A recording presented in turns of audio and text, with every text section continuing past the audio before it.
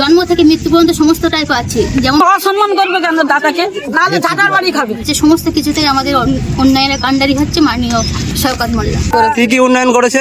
এখানে ঘর বাড়ি আলো। সামনে 2026-এ বিধানসভা নির্বাচন, বাংলায় মুখ্যমন্ত্রী হিসেবে কাকে দেখতে চাইছেন আপনারা? আমরা মুখ্যমন্ত্রী হিসেবে দেখতে চাই মমতা বন্দ্যোপাধ্যায়কেই। আর আমাদের এলাকার যে কাণ্ডারি আছে, আমাদের প্রাণপ্রিয় বিধায়ক মাননীয় শওকত মোল্লা মহাশয়, গত বছর আমরা যতটা লিড দিয়েছি, এবারও আমরা তার থেকে অনেক বেশি লিডে যেতে চাই। কারণ উনি আমাদের সঙ্গে মানে সকাল থেকে রাত পর্যন্ত একটা মানুষের 6 ঘন্টা ঘুমের প্রয়োজন, কিন্তু তিনি 6 ঘন্টাও ঘুমান না। তিনি সাধারণ মানুষের জন্য অক্লান্ত পরিশ্রম করে, সেই পরিশ্রমের দান হিসেবে আমরা ওনাকে অনেক বেশি লিডে জেতাতে চাই। শওকত মোল্লা এলাকায় কতটুকু কাজ করেছেন?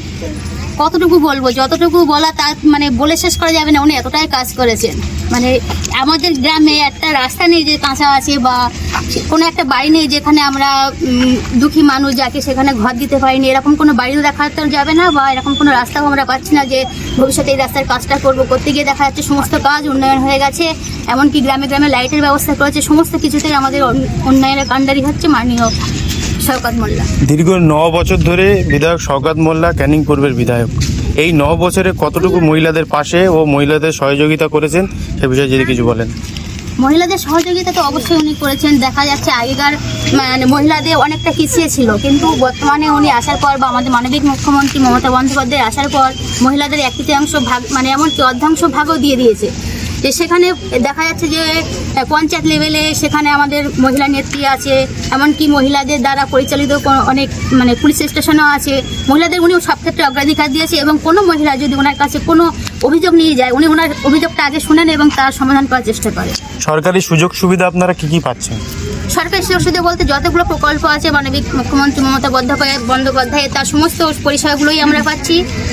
মানে জন্ম থেকে মৃত্যু পর্যন্ত সমস্তটাই পাচ্ছি। যেমন মহিলাদের লক্ষ্মীর ভাণ্ডার দিচ্ছে, কেউ মারা গেলে তার সমব্যক্তি প্রকল্পের টাকা দিচ্ছে, সামাজিক সুরক্ষা যোজনা করে দিয়েছে গরিব মানুষের জন্য, পরিযায়ী শ্রমিকদের জন্য মানে যদি মারা যায় 50,000 টাকার ব্যবস্থা করে দিয়েছে। আবার মানে বার্ধক্য ভাতা, বিধবা ভাতা, যা কিছু কতটা বলবো, সমস্ত রকম ব্যবস্থা উনি করে দিয়েছে। আমাদের এখানে মাননীয় মুখ্যমন্ত্রী এবং আমাদের মাননীয় বিধায়ক শওকত মোল্লার তত্ত্বাবধানে হিন্দু মুসলিম আমরা সম্প্রীতির সঙ্গে বাস করছি, কোনো ভয় নেই এবং আমাদের মধ্যে কোনো ভেদাভেদ নেই। সেইভাবে আমরা ভালোভাবেই বাস করতে পারি। আচ্ছা, শওকত মোল্লা এলাকায় কতটুকু উন্নয়ন করেছে? ওনার উন্নয়ন তো বলে শেষ করা যাবে না। রাস্তাঘাট, জল, সমস্ত দিক থেকে আমরা গর্ব করি যে ওরকম একটা বিধায়ক পেয়েছি পাশে। রাত দিন যেভাবে আমাদের পাশে থাকে, সত্যি আমরা গর্ব বোধ করি ওনার জন্য।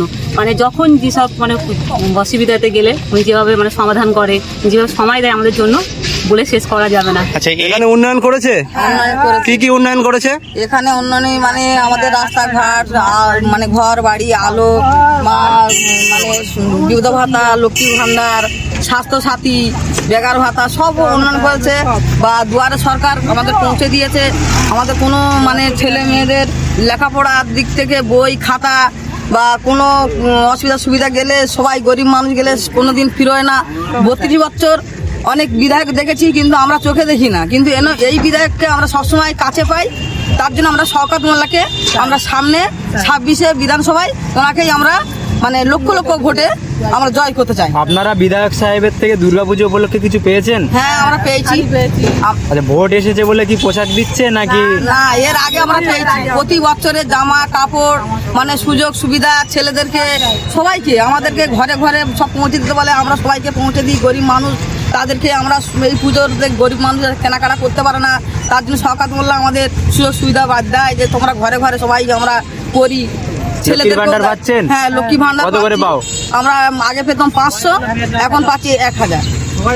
বাংলায় বিজেপি সরকার ক্ষমতায় আসলে বলছে 3000 টাকা করে লক্ষ্মীর ভান্ডার দেবে। মিথ্যে কথা, ওসব ভণ্ডামি করছে।